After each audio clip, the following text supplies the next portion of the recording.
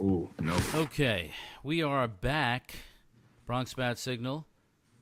Try this again here, Ben. We heard there Can were you some guys hear sound me? issues. Can everyone hear me?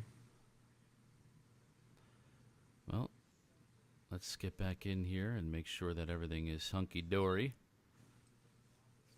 Apologize for the technical gremlins, but we're up and running again now here. Go ahead and say something, Ben.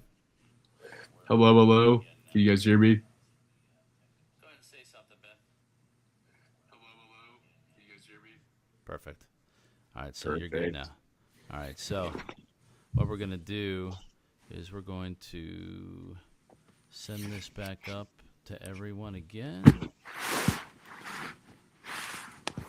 It's all right, because it's not like we have 1 million followers right now, so we'll be all right. We're going to pin this one. And So are we just restarting? Yep, we'll just restart. All right, cool. Yep. We'll just restart it. All right. Sending out the feed out to everybody. Hello, everybody. Hello, everybody. What's up, people? Yeah, Ben, go ahead and say hi to everybody. Tell everybody how happy you are about the Yankees winning tonight. Very happy. 5 in a row after we lost 7 in a row. And we just missed, because I just saw this stat from Brian Hotch, thanks to the MLB app. The Yankees just missed their historic third straight shutout after Fried's 8-inning gem. So that was a stat that I just found. Really? Yeah. Just missed the historic third straight shutout after Fried's 8-inning gem. Should have let him pitch the ninth. I know he was at a lot of pitches, and everyone's worried, no one could play baseball these days without getting Tommy John. But I mean, shoot, I probably would have played him a little bit more. But I'm not Aaron Boone. Thank goodness I'm not Aaron Boone. I don't know how he does it in New York without getting harassed by people. But I wish him the best, and he takes lovely selfies. And yeah, beautiful win tonight. Yes. Keep it Jean going. Carlos Stanton was great. Yes. And Freed just is exceptional, and I mean, very beautiful bounce back game. And all right, all you, Anthony. I'm so sorry for just taking it away. No, you're good. You're good. Welcome to Bronx Bat Signal on YouTube postgame. Yankees win 4-1 in Boston. Take the series. Who cares if we lose tomorrow? But we're going to sweep their asses tomorrow Who because Cam cares? fucking Schlittler Who is coming cares? into Boston, and he's going to tear them a new asshole in front Bro of his said own family, his friends, the people who loved him when he was in high school because he's from Boston, and he's going to stick it up there you-know-what. And the Boston fans are freaking out because we've beaten them the first 2 games of the series, and now they got to deal with this guy? You know what's crazy? Once again tonight, they're down, and they're chanting "Yankees suck." Yes. It makes me laugh. I mean, I know that if it was the other way around, and the Yankees were playing in Yankee Stadium against the Red Sox, and the Yankees are down like 3-0 in a ball game, they're not going to be chanting "Red Sox suck." When you Okay? have nothing else to do. That's And the what you do. ballpark, they can't even fill the ballpark against the Yankees. I mean, I know Yeah. they're bad right now, but it's Fenway Park. They should be getting sellout crowds every game. Well, Girardi talked about that. He talked about the attendance from last night. I think a lot of that has to do with the fact that it was fucking freezing in Boston last night. So that might have something to do with it. But on Okay. the other hand, to see so many empty seats for a Yankees-Red Sox rivalry series is a little bit shocking. I Go got to put be it. honest with you. So I Go do put a agree with you on jacket that. on. Go put a jacket on. Put on some Ham warmers. long johns. I mean, And I sit think in the of it most like this. uncomfortable seats in Major League Baseball. The smallest Exactly. seats Also, in the league. yeah, but Yeah. it's like you're in Boston. You're used to the cold, so and you have the Boston Bruins, you go to a hockey arena, that's cold.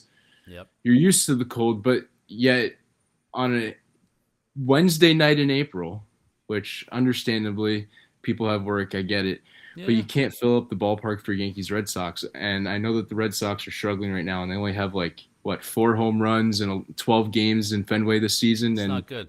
No. it's bad. But it's still early, and I mean, Yeah. Yankee Stadium don't fill up like that in early April, but I that's when think they're that playing nobodies. Yeah, So I think Boston's in a weird spot. I think the Red Sox fans are so pissed off at the front office for not doing what they wanted them to do in the offseason, which is to retool, and they really didn't do that. They gave Reinhard Suarez, who we beat the shit out of tonight, a big contract because it was late in the game and they had nothing really else they could do because they didn't go in deep on any of the big free agents that were out there. They didn't make any big trades or anything like that to acquire anybody.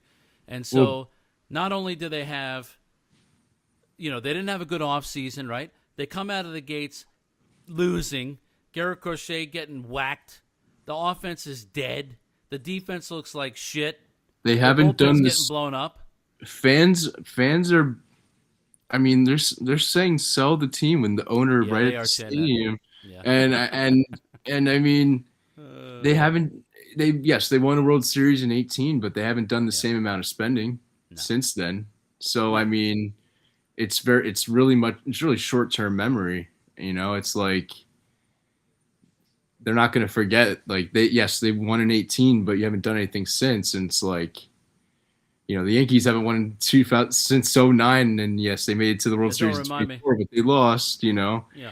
And I'm look, the Yankees are up 2-0. Luckily, this is not a 7-game series because if the Yankees were up 3-0, they'd blow it and lose the series to Boston. Don't want to talk about that one. Yeah, 2004. Yeah, But great I memories. mean, You're an asshole they're, right now, but keep going. they're great memories. I mean, they're memories Yeah. that I don't remember because I was 3 years of age, and I'm so grateful I Yeah. don't have to remember that. Well, I'm not going to tell my 2004 story here tonight, but You don't have to. I've got a 2004 story. I've got one, and I'll definitely bust it out one of these nights for sure. So, Big G continues to rake in Boston. 2 big games. A big game tonight. He went 2 for 4 tonight. 1 run scored. He had 2 doubles. Everything he's hitting is a frozen rope, freaking blast shot. He tank shot last night over the monster. He is on fire in Boston right now. Mad Max Fried, he goes 8 innings tonight, gets 9 strikeouts, gives up 2 walks. He was spectacular again tonight. Only 100 pitches. We talked about that briefly earlier before we had to redo the stream here, but he's been fantastic. They bring Hedrick in now. Hedrick did not have a clean inning in the 9th inning. In fact, his line here, he pitched an inning, obviously. 2 hits, 1 run. It was earned. No strikeouts, no walks. So, okay, he didn't have his best night, but he had a 4-0 padded lead. So it really wasn't in doubt. Fernando Cruz Missile was also in the pen.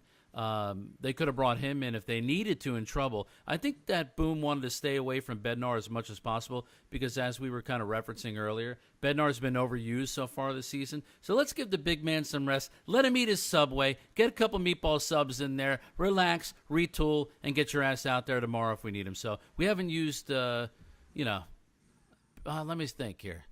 No, I don't think Bednar. Yeah, go ahead. I need Bednar to have an outing where he's like consistently throwing less than 15 pitches because I mean the amount of times I That see ain't him happening. get close to 30 in an inning, and it's like, Threw 40 in Seattle that one day. yeah, 40 it's. early in the season. I mean, it's like he makes it so interesting. He's like Devin Williams but successful. I mean, it's like he comes into the game. Devin Williams, but successful. Yeah, I Yeah. mean, he either starts the inning out walking a hitter, or he gives up a hit, or he gives up a walk and a hit, or a hit and a walk, and vice versa. It doesn't matter. But he never starts the inning, or even just the first pitch. The first pitch is always a ball. He always Are you gets saying behind. he makes you nervous? Is that what you're telling me? He makes me nervous, but he's He's not successful. Mariano Rivera. He's not John Wetland. He's not No. Flash Gordon. All No, right, that's he, for he sure. makes me nervous, but No. he's successful. He's not David Robertson. You can't trust him in a big spot. I don't trust Bednar in a big spot. No, We'll I see don't. I don't. if he The, gets a the, chance to be big in a big spot, but I I don't think they're trust get. him. I think depending on how the bullpen does by the deadline, I think they're gonna have to make a move or two because I Oh, don't there's think no doubt about it. this bullpen is not. Even if you put Warren, not Warren, even if you put like Heel and Weathers in the pen, Yeah, I still feel like they could use a better arm than what they have right now. And I don't trust yeah, Duvall. Duvall has no. pitched 8 1/3. That's what you asked me before. How many innings has he pitched? 8 1/3 with a ERA at How many 7.56. So walks in 8 1/3? I'll tell you that right now because ESPN Fantasy loves to just refresh itself, and then I got to look everything up Oh, all there over you go. again. And welcome to the broadcast, everybody who's tuned in. We appreciate it. Please subscribe to the show. Send it out to your friends. Yeah, go Phillies.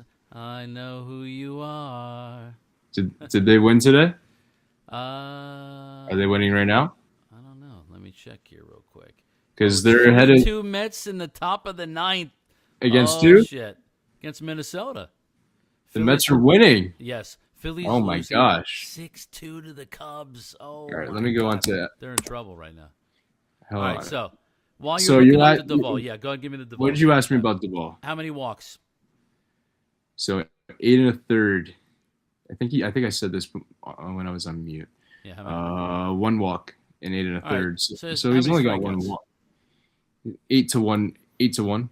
Okay, So all it's right. good ratio. What's But his ERA?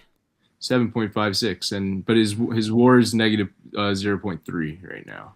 So let's change course a little bit. Let's talk about some of the key points of the game and how it kind of played out, okay? So obviously we got the lineup earlier today. Beefy Ben Rice is not in the lineup. Now, I went on to X and I said, I don't really know about this. I think when you have your hottest hitter arguably in the lineup right now and you want to sit him on the bench, who he's been raking lefties and righties, okay? Boone puts him on the bench. He starts Paul Goldschmidt at first base. Now, I understand why he did what he did because Goldie needs to get his reps. He hadn't played for a while. Get his ABs, keep him fresh, keep Ben fresh. I get all that. So putting Goldschmidt in, not the end of the world, okay? He did keep Rosario in the lineup tonight, and Rosario keeps rewarding Boone time after time with awesome at-bats, hit a 3-run home run in the top of the first inning to give the Yankees a 3-run lead. He has been fucking fantastic for the Yankees this early season, right? So Rosario comes in and gets a 3-run home run. Then he drives in another run with a second at-bat. So he's 2 for 2 with 4 RBIs. So it's 4-0 Yankees, right? I'm going to fast forward a little bit here, Ben, okay? We get to the 6th inning. This is where shit kind of goes crazy. Yeah, I see it. Absolutely the end of the world. Yeah. So we get to the top of the 6th inning. And strange things start happening. It was the Rosario, 6th. no, hold on. It was the 6th inning. Okay, I'm going to paint the picture, then I'm going to let you have your time to let it flow here, okay? So Rosario is 2 for 2 with 4 RBIs. And Aaron Boone, with nobody on, a 4-run lead, he decides to take Rosario's bat out of the lineup and pinch hit Rosario for who? You said 4-1 or 4-0. It's 3-0, right? 4-run lead. It was 4-0 at the time. Yeah. 4-0 at the time. Rosario up to the plate. Top of the 6th. Nobody on. No outs. And he decides to pinch hit Rosario for Beefy Ben Rice. Now, you think, okay, you're getting rid of Rosario, bringing in a guy like Beefy Ben. Hey, that's not so bad. Here's the problem with that. Rosario's bat has been outstanding. He's your hottest hitter in the lineup for the night. He's driven in all of your runs. In the 6th inning, with nobody on and nobody out, you want to take your arguably best hitter off the bench when you could possibly use him down the road in the game if you need him in a situation like there's runners on base, Boston might come back, you need a big hit, whatever it is. You want to use Ben in that spot and take Rosario out of the lineup.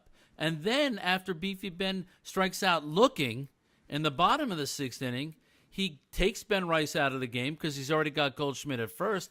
And because he pinch hit for Rosario, he has to bring Ryan McMahon in to play third. So Beefy Ben gets 1 at bat, and Rosario is out after 2 at-bats. Can you make any sense of it for me, please?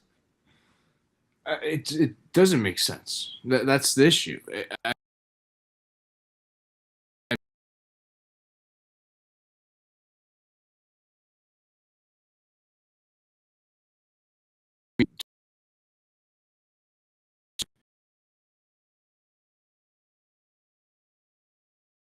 I,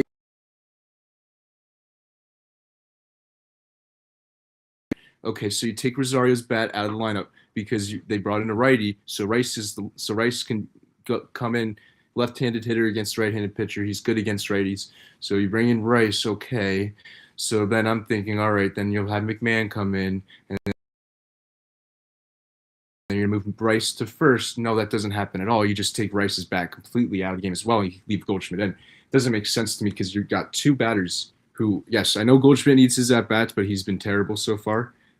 He's he I think he was I think before his last at bat he was batting 130, and now he's batting 125 with a 609 OPS. So I mean, you decided.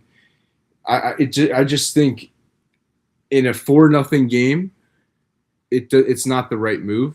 It's too close of a ball game to be taking to be taking Rosario's bat out of the lineup, who had all four RBIs. All four RBIs, you take him out of the lineup.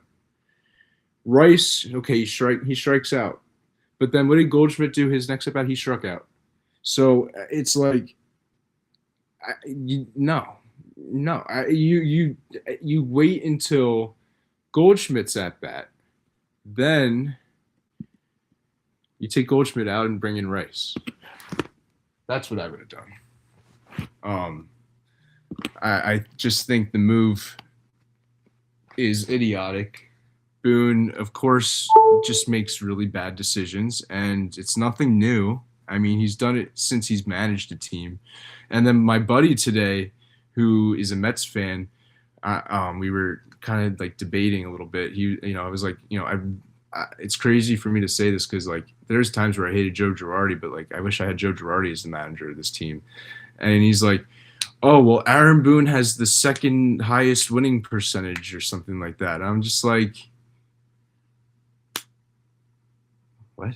But the move just didn't make sense tonight. And McMahon, yes, he made a few nice plays, but I mean, in a 4-0 game, I wouldn't. You make that move when you're up 8-0, 9-0.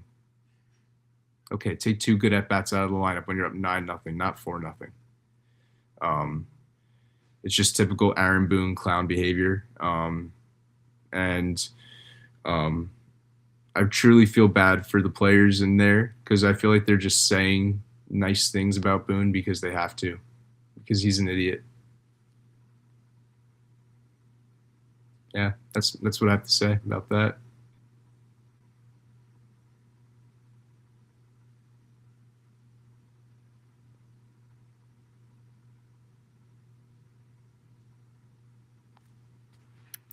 I can't hear you.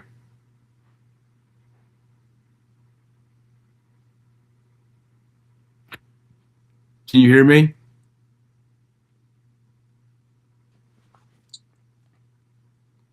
Hold on.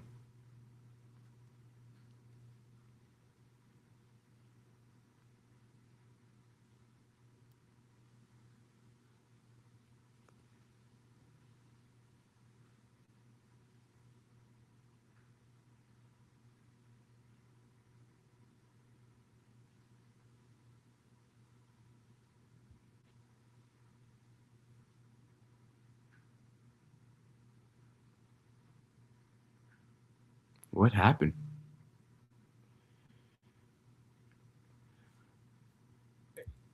I did just put my. I don't know if you can hear me. I can't hear you, but